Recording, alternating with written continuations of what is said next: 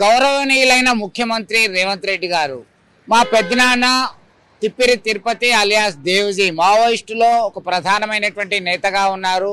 వారు పోలీస్ కస్టడీలో ఉన్నట్టు తెలిసింది. పోలీస్ కస్టడీలో ఉంటే కోర్టుకి హాజరుపరిచే విధంగా చర్య తీసుకోండి అంటూ ట్వీట్ చేసింది.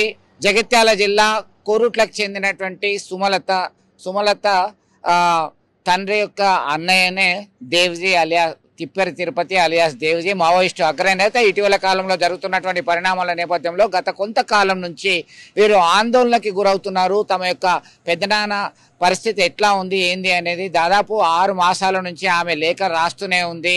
పెద్దనాన్న మీరు రండి, మిమ్మల్ని చూడాలని ఉంది, మీరు వచ్చేయండి, మీరు సమాజం కొరకు ప్రజల కొరకు చేశారు, చాలా చేశారు.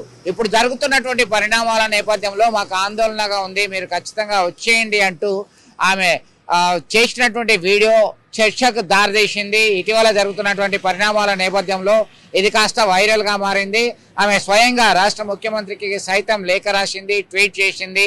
దీనికి సంబంధించి అయితే జగిత్యాల జిల్లా కోరుట్లలో ఉన్నటువంటి సుమలత తమ పెద్దనాన్నని చూడాలని ఉంది అంటూ ఆమె అభ్యర్థిస్తున్నటువంటి పరిస్థితి మనం గమనించవచ్చు. నా పేరు తిప్పిరి సుమ, తిప్పిరి తిరుపతి అలియాస్ దేవ్జీ తమ్ముడు కూతురు నేను.